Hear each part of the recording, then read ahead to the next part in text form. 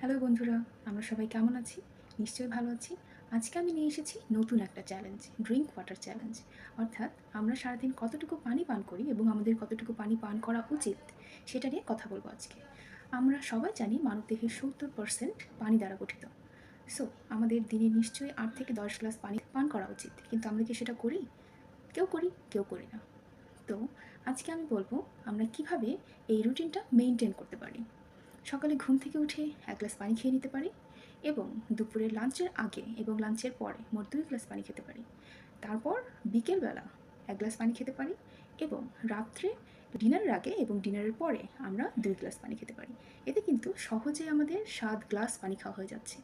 তার মাঝখানে তো আমাদের পিপাসা পায়। সুতরাং আমরা ৮ গ্লাসের যে চ্যালেঞ্জটা সেটা কিন্তু আমরা ফিল আপ করতে পারছি।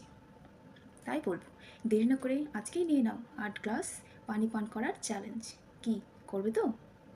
আর আমরা নিশ্চয়ই জানি যে পানি খাওয়ার উপকারিতা কী কী। নিয়মিত ৮ গ্লাস পানি খেলে আমাদের ত্বক থাকবে গ্লোয়িং, স্কিন হবে হাইড্রেটেড এবং আমাদের হজমের কোনো সমস্যা থাকবে না।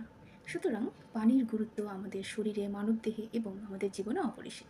তাই দেরি না করে আমার এই চ্যালেঞ্জটা নিয়ে নাও এবং কমেন্ট সেকশনে জানিও আজকে তুমি কত গ্লাস পানি পান করেছো।